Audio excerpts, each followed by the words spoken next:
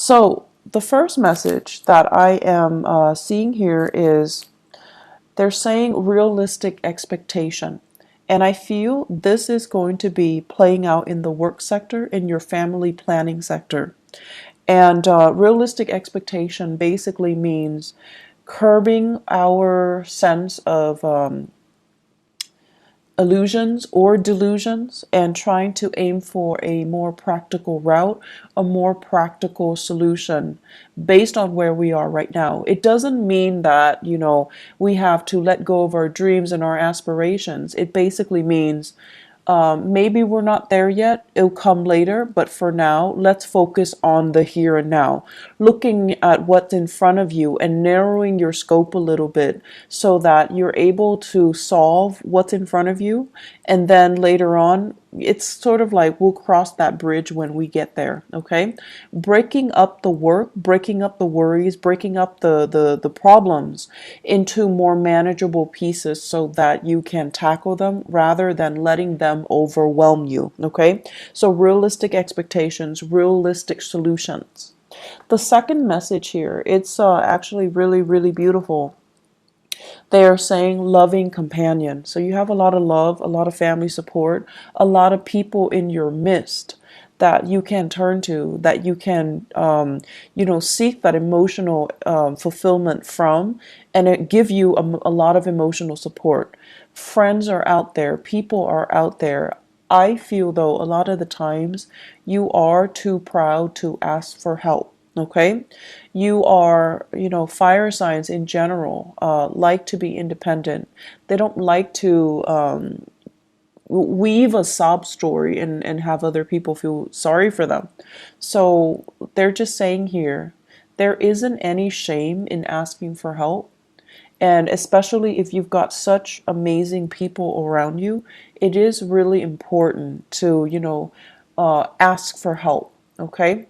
I feel like I feel like they will be more than happy to assist in any way they can. And I don't feel that you're abusing it or anything like that. So definitely ask for help if you can. The third message here, it's emotional maturation.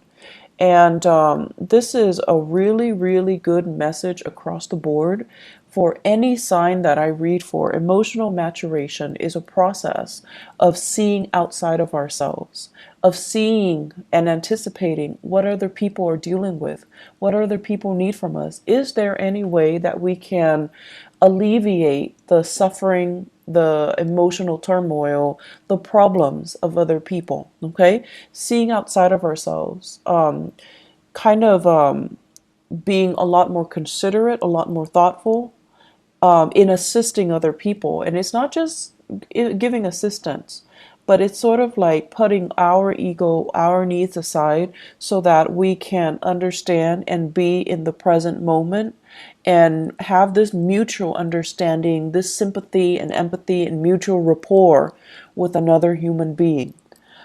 So I feel like there's a lot to be said here with that message alone, okay? And I'm going to go back to it. The last message here, nickel and dime. So I feel like financially there's something going on with you guys, and I have been feeling this for the past few months. So we're going to unpack that and we're going to talk about, ways in which you can start to rebuild this financial foundation. So what I have here, realistic expectation, first message. This is showing up in your family planning sector, okay? And what I feel here is there is a need here to kind of consult your partner. I feel like for many of you, you're a little bit extravagant when it comes to spending, when it comes to buying things, when it comes to splurging. It's like you're quite lenient with yourself when it comes to spending, okay?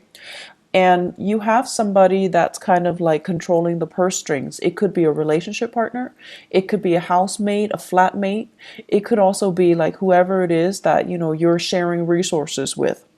And so there's a sense here of needing to consult the other person before you make big purchases, before you do major decisions. And I'm also feeling at this point there is a need to want to add additional member into the household, such as getting pregnant, family planning, adopting a dog, adopting a baby, taking in elderly parents is what I'm sensing. And these elderly parents can be overseas as well. So I feel like there's this discussion, this conversation about getting more people into the household, or the household is getting a little bit too crowded. So why don't we leave the household and seek our own space, seek a bigger housing environment, or purchase a property outright? So I feel like there's some fluctuation here within the home, but either way, it points towards expansion. It points towards something bigger, something better. Okay. And so financially, whenever we want to move to a house, or whenever we want to bring another person into our household, we want the best conditions. And I feel like with you guys, family means so much to you. They're such a huge influence in your life, and you want to do it big. You want to do it justice. You want to do them justice. And so you tend to be quite generous with the way in which you want to, give them that financial resources, or you want to do it big. And I feel like the other person that you're sharing resources with, they're trying to tell you to curb your spending. They're trying to tell you to be conservative, and they're trying to tell you more than anything to be realistic. And I feel like the past few months, since the November timeframe, many of you had to cut corners, you had to skimp, and you didn't like that. You didn't want to have to do those things. And so it's gotten to the point where you're actually sitting down and you're going to have to, be very realistic here. First of all, with the spending. Second of all, how much am I making right now? How much am I spending? So, the financial inflow versus the financial outflow, trying to balance that out and trying to not succumb to emotional spending. Okay. In the career sector as well, what I do feel is many of you are working in a capacity where you're doing a lot of consultation. So I feel some of you are like, I see some people coming to you and they're like, what do you mean by this sentence? What do you mean by this paragraph? What do you mean by this idea? Can you elaborate? They're giving you something, you revise it, and you submit it to them. So this can be a manuscript, this can be a transcript, this can be like an essay, a piece of artwork. You're working on a consultancy basis and you're working on a project basis. And so the financial inflow might not be, like consistent. It doesn't feel to me like a regular 9 to 5 work. It seems to me like contract work. It seems to me like you're getting paid on a contract basis. But either way, I feel like you enjoy the work that you do. You're getting positive recognition. And I feel many of you are at a point where your career is just, just starting to take off. And in about 10 months time, it's going to take off. It's like you're preparing things right now. Right now, where you are, it's a little bit of a launching pad, okay? Like a stepping stone. You're taking these minute steps and then you're going to take off. But I do feel it's going to be in about 10 months' time before you finally make it, before you finally launch, before you finally start to make the type of money that you're hoping for. So right now, be conservative, be realistic, and have these realistic expectations, okay? The whole process about skimping, it's not fun. It's definitely not fun when we have to really watch what we're doing and we have to be, really conscious of it. I'm also sensing many of you are in the public eye for whatever reason.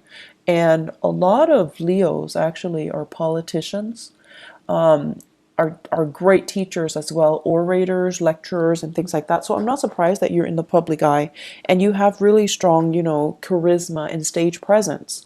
So if you are in the public eye, you're also being extra careful about what you're doing and how you're being perceived and how other people, how you are portrayed in through even social media, even through, newsprint. So I feel like you're trying to curate this persona so that you can, maintain that good role model persona, so that you can, be a positive influence for other people. So I feel like a little bit of management when it comes to how you portray yourself, how you want other people to portray you or to think of you. Okay, so a little bit of like reputation management. Not in a bad way at all, but I definitely feel you're erring on the side of caution when it comes to your image, when it comes to your spending, and when it comes to being very realistic about what is expected of you, what you can and cannot do, and being very honest about, I want to say, portraying that to other people. Second message, loving, they're saying as well, loving partner, but they say the first message is loving companion. In partnerships, though, I feel like many of you are blessed with a very, very emotionally stable partner. And what's really interesting to me is a lot of the times,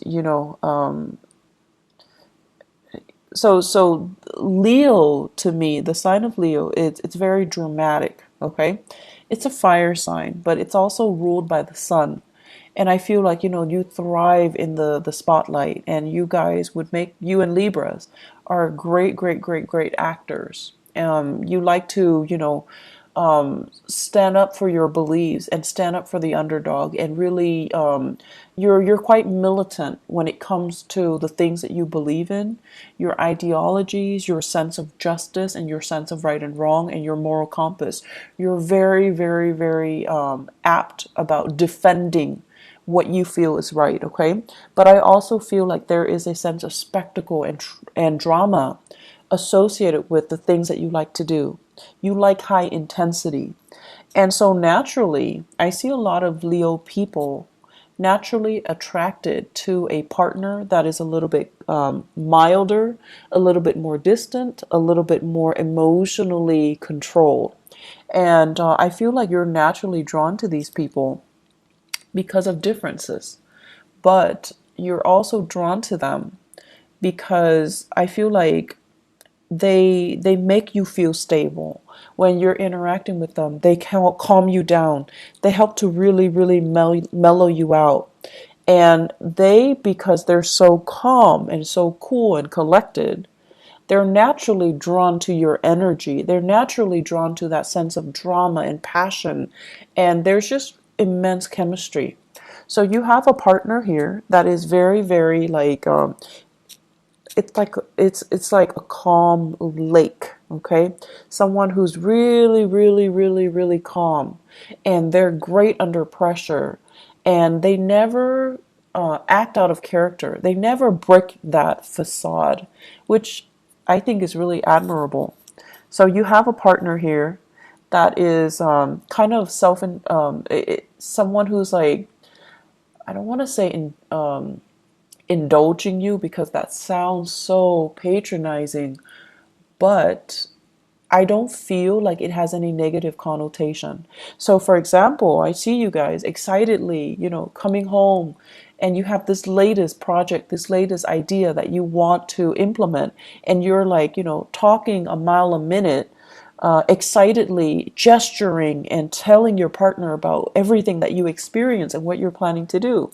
And I see your partner sitting there kind of smiling with a little bit of a smirk, because they're amused. They're amused by how excitable you can get. They're amused by how passionate you can be. And they're amused by how, totally immersed you are when you are passionate about something. I feel like that's why they're really, really drawn towards you guys. And you know how when you watch children, when they're really, really immersed in something, they're like so happy. They're just so pure, and just all you see is this ball of joy. And that's what it feels like to your partner when they're observing you do something. They're just amazed by how, I want to say single-minded you can be when you are really, really passionate about something. And so you've got a partner that is really emotionally supportive. You've got a partner that is it's like they're willing to go above and beyond just to capture that moment, just to, sustain or recreate or to maintain that moment so that you can be so happy. Okay, like they love seeing that in you, and they're willing to jump through hoops to make it happen, just to realize your dreams, just to make you constantly that happy. For many of you, I feel here you have a water sign, a Pisces, Cancer, Scorpio. This is a person that is really, really, really grounded. They love you, they support you, and they don't feel threatened at all by your achievement. So, needless to say, I just feel like a good partner should never feel threatened. A good partner should always emotionally support us from behind the scenes if they need to, okay? But some couples, it's really difficult for them to share the spotlight. But I feel with your relationship partner, you've got somebody that is really, really, really willing to get their hands dirty, willing to, like,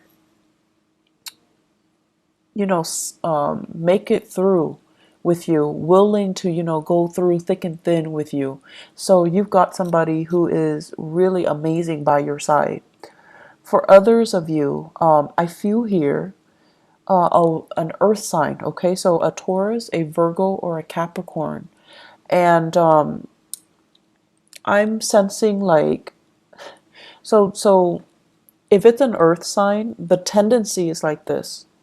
You give them all these ideas, and rather than just being quiet, they're going to say like, okay, you can do this, but you're going to need to change these things. So it feels a little bit like they're poking holes in your theory, and you're going to feel like, but this is just the preliminary stages. I'm just thinking about this right now, and this is not the final product.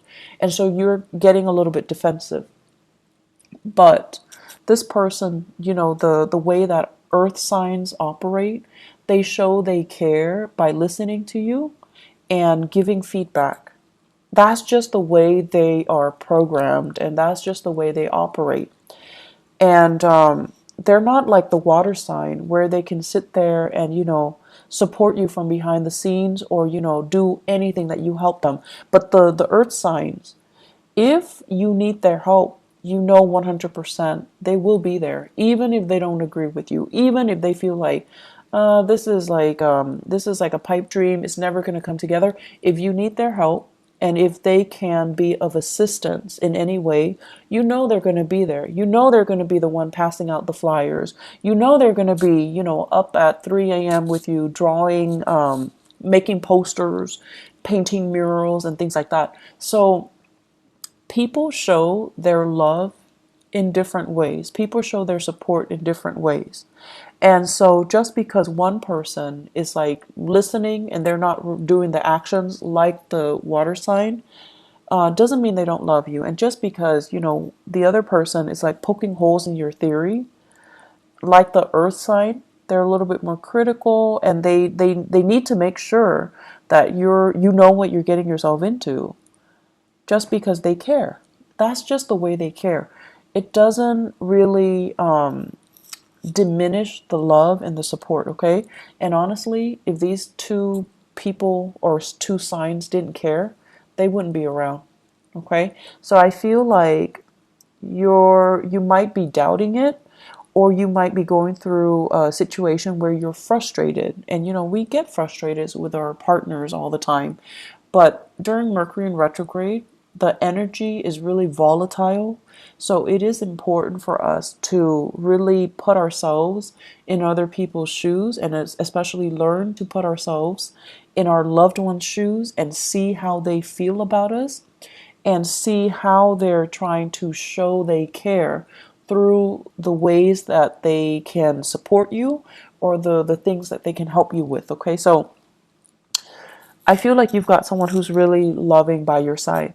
Companionship as well, friendship, family, relationships. You guys have a lot of support.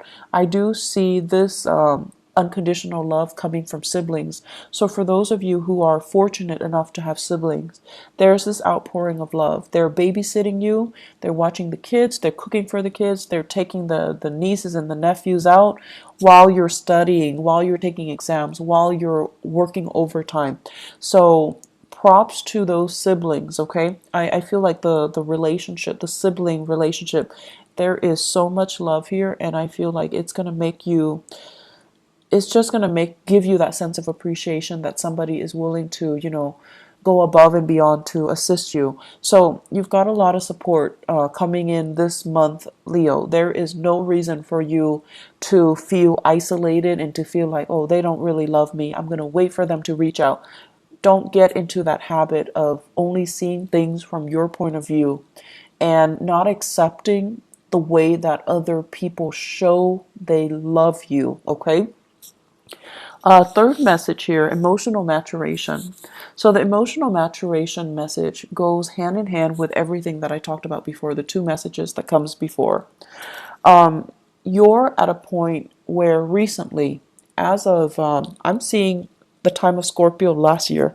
So November 2017, things were a little bit rough for you. So I feel like there was a major disappointment here.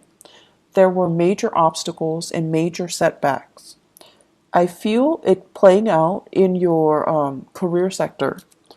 And I'm feeling it playing out, first of all, let me see, education sector, higher education, okay? I'm also seeing it play out with in laws. So, higher education, in laws, and that rules the ninth house. So, whatever the setback is, you overcame it, and it left you feeling very jaded and very emotionally distraught.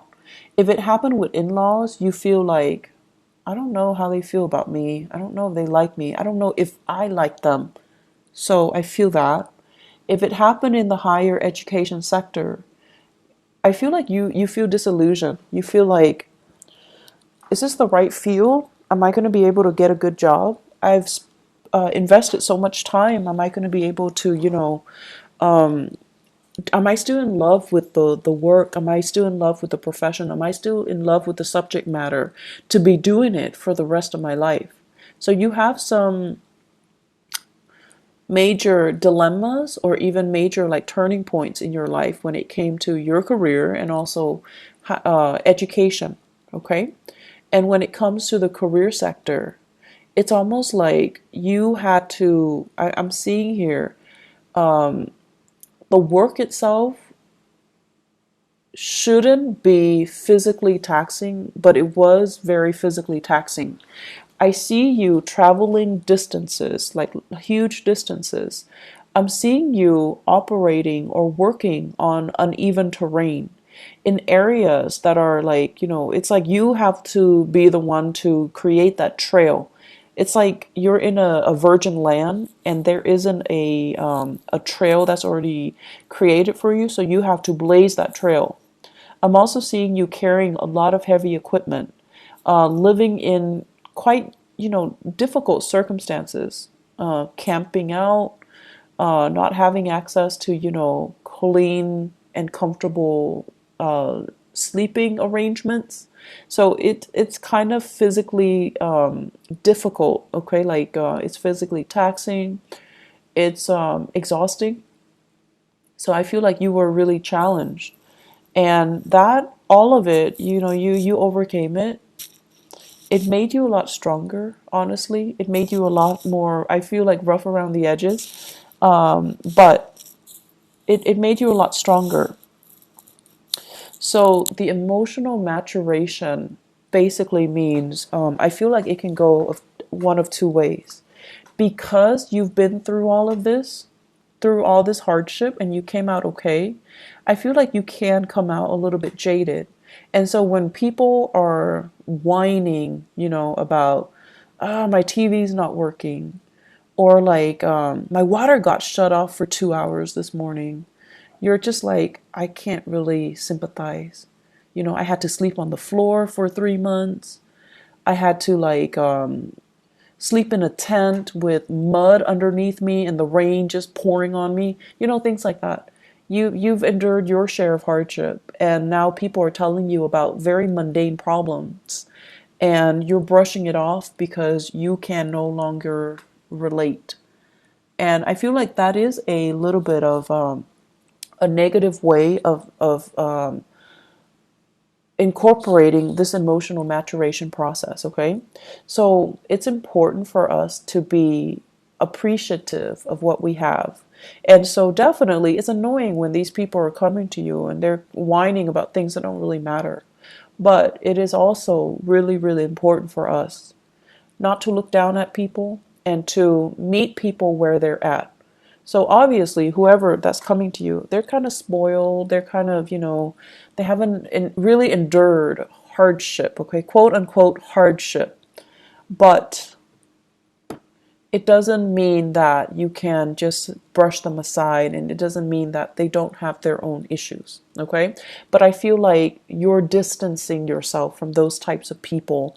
You're distancing yourself from the really privileged types of people who are whining about really mundane things. I do see emotional detachment coming in for you. And then for others of you, because of this emotional maturation process, because of everything, the hardship that you've had to go through since the November timeframe last year, you're coming out on top. You're coming out a bigger, a better, and a stronger person. You're becoming a little bit more, a lot more considerate. And I almost feel like you want to share your expertise, you want to share your skills, you want to share your best practices with other people. And I feel like you're doing this kind of like of your own volition. So you're seeing somebody struggling and you're like, hey, I was, going through that last year. Let me give these people a few pointers. And then I see you put in a position where you're teaching them, you're guiding them, or you're giving them, pointers as to what they need to do. Okay, so it's actually a really beautiful process because you're sharing your knowledge, and you're sharing it in a way where you intuitively know it's going to help them. They're going to be where you were last year. They're going to be in that same spot. And whatever pointers you can give them to really help ease and facilitate that process for them, that's what you're going to do. So, if people are whining about mundane things, just let them whine. Don't let it get to you. Okay? And then, whatever capacity you can help people, definitely do so. The final message that I'm going to leave you guys with here is nickel and dime. And the nickel and dime isn't so much about being bankrupt or being, destitute. It's more about foregoing immediate pleasures for long-term gain. Okay, so you're really, really, really, really thinking about. I feel many of you. The way that you're thinking about money is definitely going to change for the next 10 months. And the way in which I feel like your framework regarding money as a means to an end and not an end in itself. And I know that sounds really cliche, but it needs to be said because I feel like there was a lot of money wasted, a lot of money wasted for the past 3 years. And I feel like some of you know exactly what I'm talking about. Money that came really fast, they left your hands really fast. And I also feel as well, let me see, money that you thought was going to be around forever and ever and ever. Money that it's like it's like a bottomless well. Okay, you need it, it's there. You need it, it's there. Or the work situation was so prosperous. You worked and there's that paycheck, but something happened, and then the supply of money or the consistency just wasn't. It's no longer here anymore. And so you're really, really thinking about the building blocks for your future wealth and prosperity. You're nickel and diming yourself. You're being very, very cautious about spending. You're being a lot more responsible. And you're obsessively, checking the bank accounts.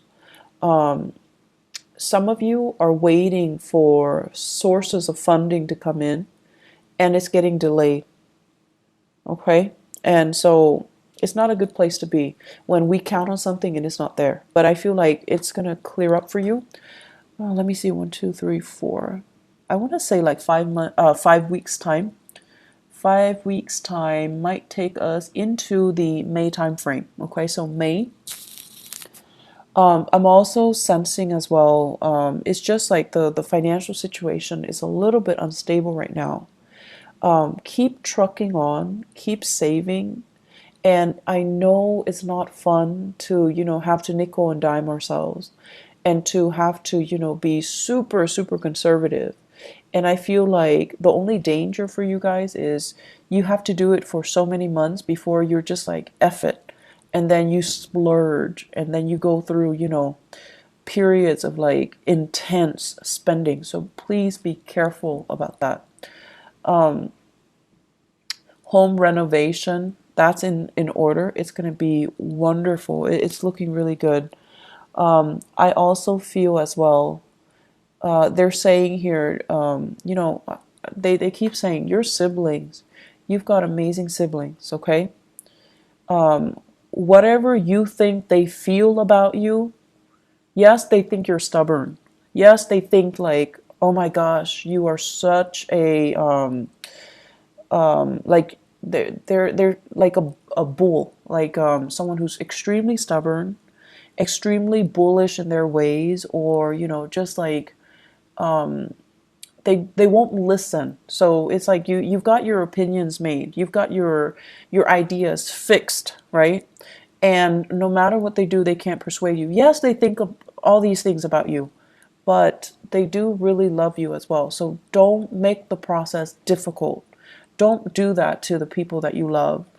And they love you. So no matter how much you guys argue, there's still a lot of love there. So approach it with a little bit of compassion, okay? And I want to say, be a little bit more flexible. There is some really big karma here about money. And I feel like until your framework about money changes, and I can tell you too, I'm blue in the face. Money is a means to an end. Until that light bulb kind of, switches on in your head, until you truly, truly, truly understand what that means. The financial prosperity that I mentioned coming in the October timeframe, it's going to be delayed. So until you really grasp that lesson. So what exactly does that mean? I feel like you're going to spend from now until the May timeframe trying to figure this out. And once you figure it out, lesson learned, there's going to be huge prosperity coming in the later part of the year, okay? You have some really important things that needs to be worked through and needs to be experienced during this Mercury retrograde cycle. So I'm sensing here that, learning to get your financial affairs in order, having a game plan for yourself, start saving and start rethinking about, how you see money and how you think about financial foundation and financial prosperity. That's going to be really important, okay? So Leos, I wish you all the best.